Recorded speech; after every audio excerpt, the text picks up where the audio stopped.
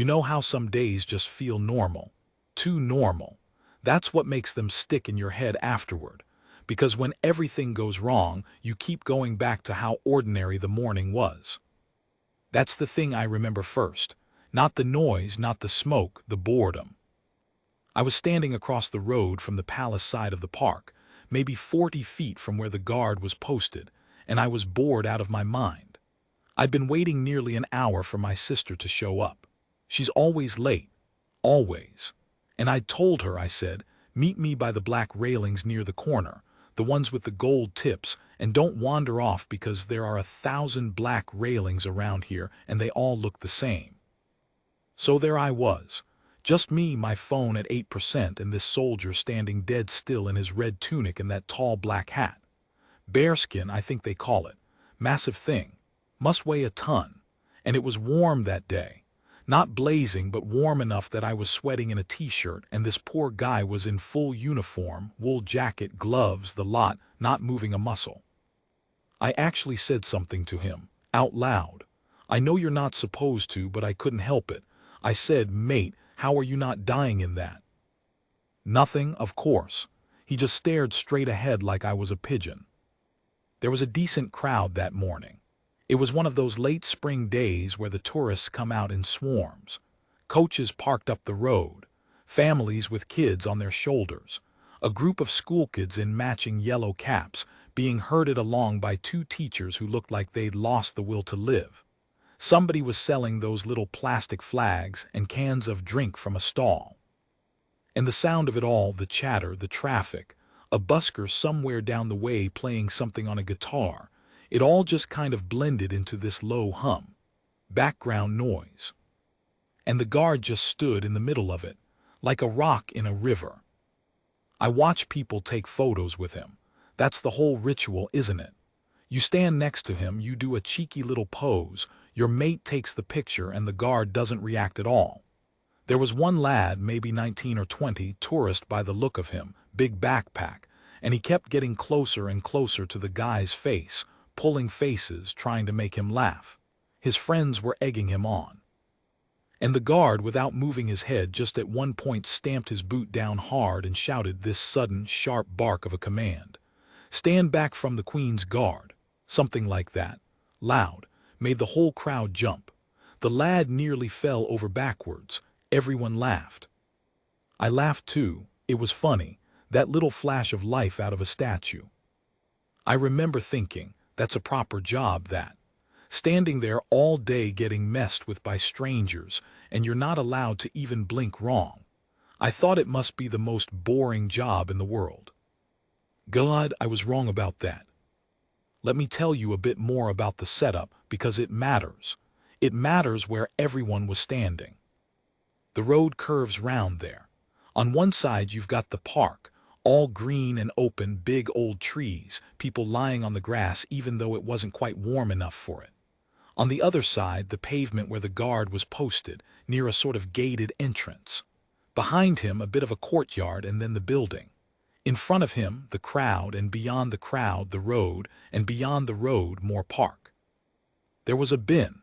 This is one of those details that only becomes important later, and at the time it was nothing.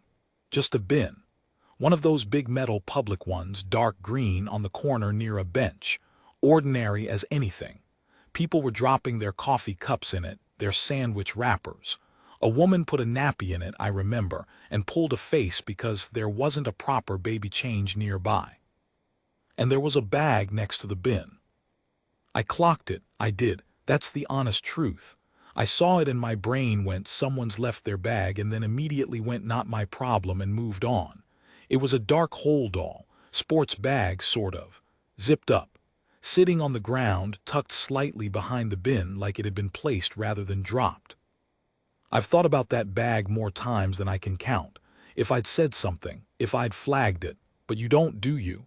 In a city, in a crowd, there's stuff everywhere. People leave things.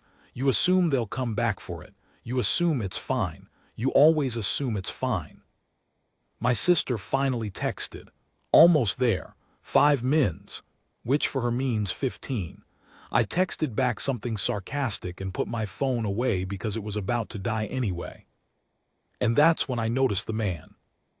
Now, I want to be careful here, because I've told this story a lot, and I don't want to make it sound like something out of a film. He wasn't sinister. He wasn't wearing a mask or acting shifty in some obvious way. But there was something about him that snagged my eye, and I couldn't tell you exactly what. He was maybe 30. Dark jacket, too heavy for the weather, that's what got me first, same as I'd thought about the guard, except the guard had a reason. This man didn't. He was walking with his hands in his pockets and his shoulders up around his ears, and he was moving through the crowd but not looking at anything the way tourists look. Tourists look up. They look at the building, the guard, their phones, the pigeons. This man was looking at people, faces, scanning. He walked past the bin, slowed, and then kept going. I lost him for a second behind a group of Italian teenagers who were doing that thing where 12 of them try to fit into one selfie. When the group moved, the man was over by the far railings and he'd stopped, just standing, watching. I looked back at the bag. I don't know why, I just did. Some part of my brain was doing maths I wasn't aware of. And the guard, I swear this is true, I've never been able to explain it, the guard's eyes had moved. He was still facing forward, still dead still, that whole trained stillness, but his eyes had flicked. Just a fraction. Down and to the side, toward the bin. He'd seen it too. I want to talk about the guard for a minute, because he's the reason I'm telling any of this. I didn't know his name that day. I found it out later from the papers, and even then they only gave his surname and rank, and I'm not going to sit here and pretend I knew him because I didn't. He was a stranger to me, a man in a costume as far as I was concerned that morning. A tourist attraction with a pulse. But watching him, really watching him now, because something in me had gone tense, I started to see him differently. He wasn't just standing there. He was working. There's a difference, and it took me 28 years and one terrible morning to understand it. All that stillness people laugh at, all that not reacting to tourists, it's not a party trick. It's discipline. It's a man holding himself completely under control so that when everything around him is chaos, he is the one fixed point. He'd seen the bag, he'd seen the man, and he wasn't panicking. He wasn't fumbling for a radio or shouting or running. He was doing the thing he was trained to do, which was assess. I could see it now that I was looking. Tiny movements. His weight had shifted. His grip on the rifle had changed, just slightly. I noticed his gloved fingers adjust. His head was still forward, but his attention had gone wide, taking in the whole scene, the bag, the man, the crowd, the kids in the yellow caps. The kids in the yellow caps. There must have been 30 of them, and they'd stopped right near the bench, right near the bin. The teachers were doing a head count, pointing, that harassed teacher energy, and the kids were jostling and laughing, and one of them had dropped an ice cream and was crying about it. 30 kids, 10 feet from the bag. I felt something cold go through me. That drop in your stomach, the one that comes before you even understand why. The man by the railings moved. He pushed off from where he'd been leaning and started walking, not toward the bag, away from it, fast. Head down, hands still in his pockets, cutting through the crowd toward the road, toward the park side, and he was moving with purpose now. The kind of walk that isn't a stroll, the kind that's trying very hard not to look like a run. And I thought, and I remember this thought exactly, word for word, because it's the thought that changed everything for me. I thought, he's leaving. Why would you walk away from your own bag that fast? I looked at the guard. The guard was looking at the man. He'd broken his forward stare. His head had turned, properly turned now, tracking the man as he moved. And then his head snapped back to the bag and back to the kids, and I watched this soldier do the fastest, most terrible piece of arithmetic I've ever seen anyone do. Bag kids, man leaving bag kids. He knew, before any of us knew he knew. And here's the part I still can't get my head around. He didn't run away. Every instinct in a human body, when it senses that kind of danger, screams at you to get away from it. Every one. I know because a half second later my own body was screaming exactly that. But the guard moved toward the bag. He came off his post. You have to understand what that means. These men don't leave their post. It's drilled into them until it's part of their bones. And he broke it, he broke the one rule, and he came off that post at a dead sprint, straight toward the thing everyone with any sense would run from. I heard him shout. Not a ceremonial shout this time. A real one, ragged at the edges, the voice of a man who is afraid and doing it anyway. Get back, everybody get back, move. And for a second nobody did anything. That's the awful truth of it.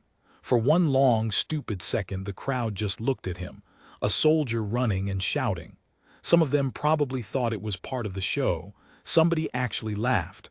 I heard it, a laugh. The teachers didn't laugh.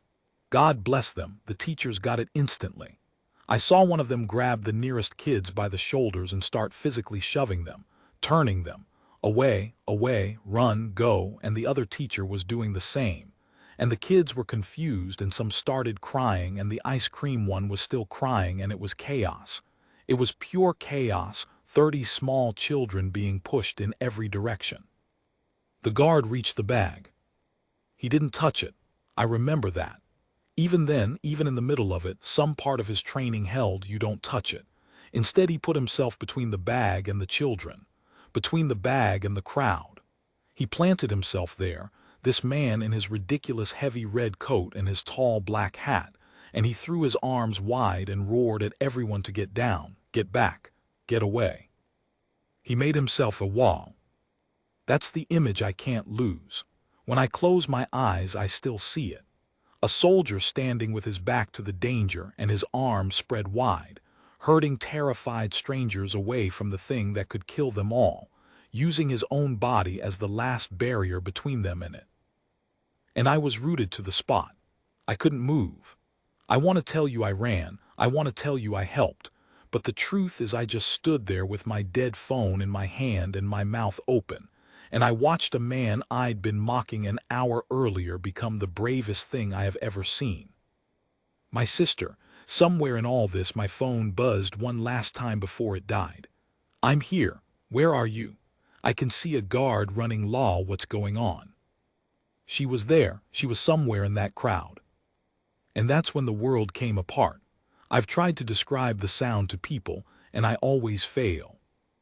It wasn't a bang. That's what everyone expects, isn't it? A bang, like in the films. It wasn't that. It was more like the air itself got punched. A deep, flat, enormous thud that I felt in my chest before I heard it in my ears, that came up through the pavement into the soles of my feet, that shoved me, physically shoved me, like two hands on my chest backwards off my feet. And then the noise arrived. The actual noise. And it was so loud it wasn't even a sound anymore. It was just a wall of pressure, and everything went white and ringing and silent all at once. I was on the ground. I don't remember falling. One second I was standing and the next I was on my back on the pavement looking up at a sky that had gone the wrong color, brownish, full of drifting stuff, paper and dust and leaves torn off the trees, all of it hanging in the air and coming down slow like the world's worst snow. I couldn't hear, that's the thing nobody tells you. For a while, I don't know how long, seconds, a minute, there was no sound at all. Just this high, thin whine like a TV left on a dead channel right inside my skull. I could see people around me screaming. Mouths open, faces stretched. But I couldn't hear a single one of them. It was like watching the end of the world with the sound off. I got up. I don't know how. My legs didn't feel like mine. There was blood on my arm and I looked at it for a stupidly long time trying to work out whose it was before I understood it was mine. A cut, not deep, from the fall or from something that hit me, I never found out. And then the sound came back, all at once, like someone turned the volume up from 0 to 100. And I wish it hadn't. Because the screaming, you can't prepare for that. It's not one scream. It's dozens of them, all different, all overlapping. High ones and low ones. Children. God, the children. Someone shouting a name over and over. Someone else just making a sound that wasn't words at all. Car alarms going off up and down the road. And underneath it all, a strange crackling, and I realized part of a tree was on fire, and a bench. And there was a smell. I'll never forget the smell, chemical and burnt and wrong, coating the inside of my nose and mouth. Where the bin had been, there was a hole. A black scorched crater in the pavement, and the bin was just gone, and the bench was in pieces, and the railings behind it were bent and twisted like something had grabbed them and wrung them out. And I thought the guard. The guard was right there. I started toward it. I don't know why. Every sensible cell in my body was still telling me to run the other way, but I went toward the crater, stumbling, ears ringing, stepping over things I've made myself forget, and I was looking for two things at once: my sister and the soldier. The dust was so thick I could barely see 10 feet. People were moving through it like ghosts, some running away, some just wandering, dazed, the way I probably looked. A man went past me with his hand pressed to the side of his head and blood coming through his fingers and a completely calm expression on his face, which was somehow worse than if he'd been screaming. I called my sister's name. I couldn't hear my own voice properly. I called it again. And then through the dust I saw red. He was down, the guard was down. He was maybe 15 feet from where the bag had been. The blast must have thrown him, and he was on the ground on his side.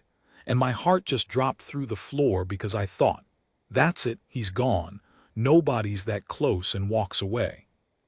I got to him. I dropped down next to him. His hat had come off that big bearskin. It was lying a few feet away, scorched down one side. And his face, it was gray with dust, and there was blood on his temple, on his neck, and his eyes were shut. And I did the thing you do, the useless thing. I put my hand on his shoulder and I said, "Hey, mate, can you hear me?" And his eyes opened. I nearly cried right there. His eyes opened and they were dazed and unfocused, but they were open, they moved, they found my face. And do you know what he said? Do you know the first thing this man said, lying on the ground 15 feet from a bomb crater, blood running down his face? He said, "The children. Not help me, not what happened, not am I dying. The children, are the children clear?" I looked up, and through the dust I could see the yellow caps, scattered, some on the ground, teachers crouched over them, but away from the crater, the far side of the courtyard. He'd got them back far enough. Those extra few feet he'd bought them with all his shouting and his arms spread wide, those few feet were the difference. I'm certain of it. I've thought about it 1,000 times and I'm certain. If they'd still been by the bin. I couldn't finish that thought then, and I can't now. "They're clear," I told him. "They're okay, you did it, they're clear." And he closed his eyes again, just for a second, and something in his face, relief, I think, pure relief, and he tried to sit up. "Don't," I said, "don't move, you're hurt." "I have to get up," he said. His voice was thick, slurred. "Have to get up, can't be down, not while people." And he got up. I'm telling you, this man got up. I tried to stop him and I couldn't. He got one arm under himself and he pushed, and his whole body was shaking, and he made this sound of pure effort, and he got to his knees, and then, using my shoulder, using the twisted railing, he got to his feet, swaying, bleeding, barely conscious, I'd have said, but standing. He looked around at the wreckage of that beautiful, ordinary morning. The fire, the smoke, the people on the ground, the screaming. And I watched him pull himself together in real time. I watched the soldier come back into his body. His spine straightened. His jaw set. He wiped the blood out of his eye with the back of his glove. And he started giving orders. Here's what I've learned about how people behave when everything falls apart. Most of us freeze. It's not cowardice, it's just wiring. The brain gets overwhelmed and it just stops, sits there, waits for someone to tell it what to do. And that's the gift he gave everyone that morning. He told them what to do. His voice, even hoarse, even wrecked, it carried. All that training, all those years of shouting drill commands across a parade square, it meant that when he raised his voice it cut straight through the panic like a blade. "You," he pointed at a man who was standing frozen, The fire. Get people away from the fire. You, a woman, anyone who can walk, move them to the grass away from the building. Now. And people moved. That's the incredible thing. People who had been standing like statues, like I had been, suddenly had a job, and they did it. Because someone in a uniform, someone who looked like he knew what he was doing, told them to. He couldn't walk properly. His leg was hurt, I could see it, he was dragging it. So he stood in the middle of the chaos, this fixed point, exactly like he'd been all morning, except now instead of tourists laughing at him, he was the only thing holding the whole scene together. He directed people. He got the walking wounded moving toward the open ground. He shouted for anyone with medical training, and unbelievably, 2 people came forward, a nurse and a student, and he pointed them at the worst of it. I stayed by him because I didn't know what else to do, and he grabbed my arm and looked at me and said, You're not hurt bad, stay with me, I need your legs.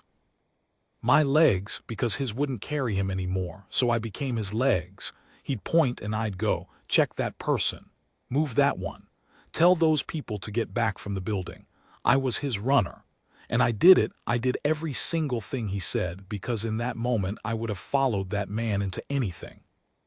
And all the while the blood kept running down his face and his skin was getting grayer, and I could see he was running on nothing but willpower, and I kept saying, You need to sit down, you need to stop. And he kept saying, Not yet, not yet.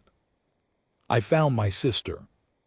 I want to tell you this part, because it's the only bit of that morning I can think about without my chest going tight. She was on the grass, on the park side, with a crowd of other people who'd been blown or run that way.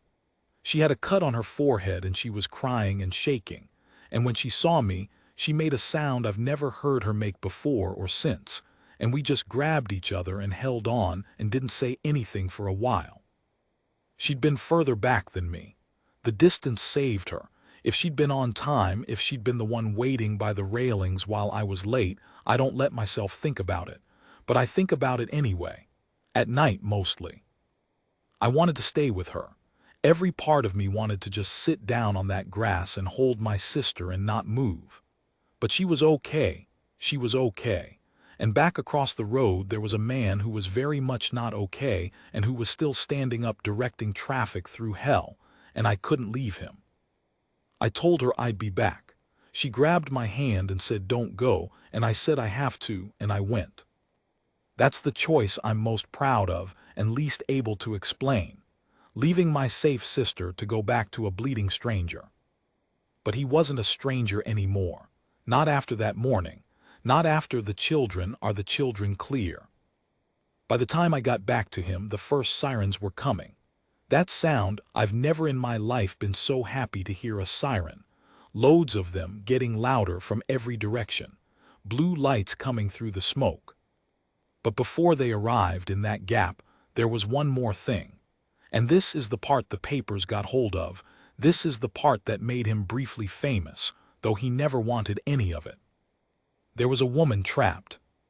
Near the twisted railings, a section of ornamental fencing and a chunk of the bench had come down, and a woman was pinned underneath, her leg caught, and she was conscious and screaming, and there was smoke drifting toward her from the burning tree, and everyone near her was panicking and pulling at the wrong things and making it worse.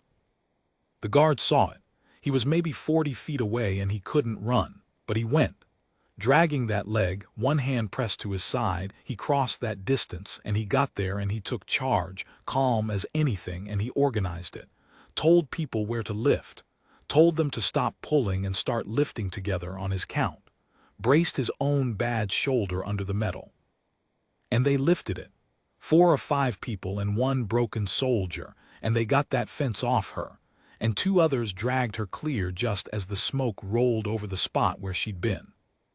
He'd got her out, and then he tried to straighten up and he couldn't, and his legs finally gave way. I got to him just as he went down. I caught him, most of him anyway. We both ended up on the ground and I held him, and his eyes were rolling and he was fighting it, still trying to get up, still muttering, The perimeter, someone needs to hold the someone needs to. It's okay, I told him. I was crying by then, I don't mind admitting it. It's okay. You can stop now. Look, the help's here. You held it. You held the post. You can stop." And the paramedics reached us, and hands were pulling me back to make room. And the last thing I saw before the crowd of them closed around him was his hand, coming up off the ground, reaching for something that wasn't there. Reaching for his rifle, even then, even out cold, reaching to get back to his post. They took him away in the second ambulance. I know because I watched it go. I stood on that torn-up pavement with a blanket somebody had put round my shoulders, I don't remember who, and I watched the doors close and the blue lights pull away through the smoke, and I had this stupid, desperate feeling that I might never find out if he lived. I didn't even know his name. That's a strange kind of grief, if that's the word for it. To feel that connected to a person, to have their blood on your hands, literally on your hands, and not know the first thing about them. Whether they had kids, whether someone was waiting for them at home, whether they'd make it through the night. The hours after are a blur. They moved us all back further and further as more emergency vehicles arrived. There were police everywhere, then more police, the serious kind, the kind with the big guns and the flat expressions. They set up a cordon. They walked us group by group to a sort of gathering point, and they took our names and details and asked us questions, gently, over and over. My sister and I sat on a curb a few streets away for what felt like a year. Someone gave us water. Someone gave us those foil blankets that don't seem like they do anything but somehow do. We didn't talk much. What was there to say? We just sat with our shoulders touching, needing to feel that the other one was still there, still solid, still breathing. At some point a paramedic looked at my arm and cleaned the cut and put a dressing on it and told me I'd been lucky. Lucky. I remember thinking that's a funny word for it, but she was right. She was completely right. A few feet, a few seconds, a sister running late, the whole morning was made of tiny margins, and on the right side of every one of them I got to keep my life. Other people didn't. I found that out later, and I won't dwell on it, but I won't pretend it away either. Not everyone went home. That's the truth of that day, and it sits with me still. I found out about the guard 4 days later. I'd been glued to the news, obviously. Everyone was. It was all anyone talked about, all anyone watched. And in among the coverage, the analysis, the politicians standing in front of cameras saying the things politicians say, there was a story that started to spread. A story about a soldier. Witnesses had talked. Lots of us, it turned out, had seen bits of what he did. The teachers, especially the teachers with the kids in the yellow caps, they'd told anyone who'd listened that a Queen's Guard had come off his post and shouted their whole group back seconds before the blast, and that without him they'd have lost children. They said it on camera, one of them, a woman in her 50s, and she broke down halfway through, and it was the kind of thing you don't forget. And the woman who'd been trapped under the railings, she talked too, from her hospital bed, leg in a cast, and she said a bleeding soldier had organized her rescue and then collapsed the second she was free. They didn't release his name at first. Military, security, all that. But eventually a bit of it came out. His rank and his surname. And a photograph, an old one, an official one. Him in full dress uniform looking dead serious the way they always do in those photos. And he was alive. I actually shouted when I read it. Sat in my flat alone. And shouted at my phone like a lunatic. He was alive. Badly hurt. A lot of words I didn't fully understand, internal injuries, a leg that would need surgeries, damage to his hearing, burns, but alive. Stable. Expected to recover, they said, though recover was carrying a lot of weight in that sentence. I cried again. I'd been doing a lot of that, but this was a different kind. I'll tell you the part that changed how I think about people. There was an interview weeks later once he was well enough. Just a short one. He clearly hadn't wanted to do it, you could tell. He was uncomfortable, kept looking off to the side, kept deflecting. And the interviewer asked him the obvious question. The question everyone wanted answered. Why did you do it? Why did you leave your post and run toward it when every instinct must have been telling you to run away? And he was quiet for a second. And then he said something I've never forgotten. He said, more or less, I'm not quoting perfectly, but this was the shape of it. He said that leaving his post was the one thing he'd been trained never to do, that it went against everything, but that the post was never really about the patch of pavement. The post was about the people. Standing there in that uniform, he said, meant he'd taken on the job of standing between ordinary people and harm. And when the harm came, staying frozen on his square of ground would have been the real desertion. The post came to him, he said. He just went where it was. He wouldn't take the word hero. They offered it to him about 6 times in that little interview, and he pushed it away every time. He said the real heroes were the ones who didn't get up. He said the teachers moved those children just as fast as he did. He said the nurse and the student who ran toward the wounded instead of away, they were braver than him because they had no training and no uniform, and they did it anyway. And then he said the thing that finished me. The interviewer asked how he felt about the people who'd been hurt, the ones he couldn't save, and his face just went. All that composure, that soldier's stillness, it cracked right down the middle for a second, and he said he thought about them every day, every single day, that he lay awake going through it, wondering if he'd been a half-second faster, a foot further, whether he could have, and he couldn't finish it. He just stopped. And the interviewer, to their credit, didn't push, just let the silence sit there. Because that's the thing nobody tells you about the brave ones. They don't walk away feeling brave. They walk away carrying every person they couldn't reach. I never met him again. I thought about trying. I thought about writing a letter, sending it through the regiment, something. You won't remember me, but I was the one who held your head. I was your legs for 20 minutes. Thank you for being alive. I drafted it a dozen times. Never sent it. It always sounded wrong, too small, too much, I don't know. Maybe that's a regret. Probably it is. But some part of me felt like he wouldn't have wanted it. He didn't do it for thanks. He did it because of who he was all the way down, in a way I don't think he could have switched off if he'd tried. My sister's fine, by the way, in case you were wondering. She's got a little scar on her forehead, right at the hairline, and she covers it with her fringe, and every now and then I catch her touching it without realizing. We don't talk about that day much, but we're closer now. We call each other more. She was late that morning, and I've never once given her a hard time about being late since. I never will again. I think about that soldier all the time, more than I think about the bomb, honestly. The bomb was just horror, just noise and loss and nothing to understand in it. But him, he's the thing I took away. He's the thing that means something. Because I spent that whole morning, right up until it happened, thinking he was a joke. A man in a silly hat, doing the most boring, pointless job in the world, standing dead still while tourists laughed at him. I actually pitied him. Poor sod, I thought, stuck there sweating in that costume with no purpose except to look pretty for photographs. And then the world ended for a few minutes, and that man in the silly hat was the only thing standing between a lot of us and something much, much worse. All that stillness I'd mocked, it turned out to be a coiled spring.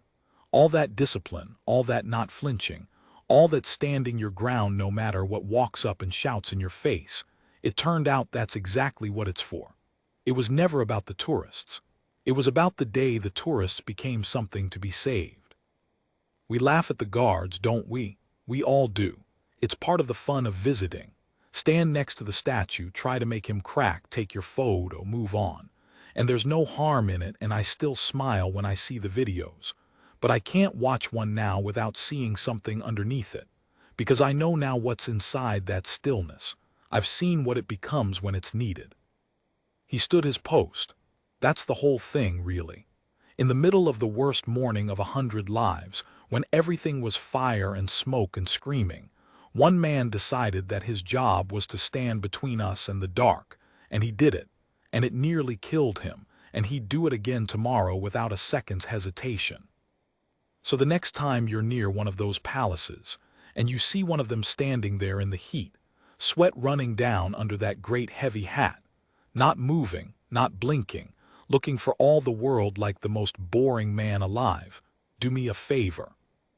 Don't laugh.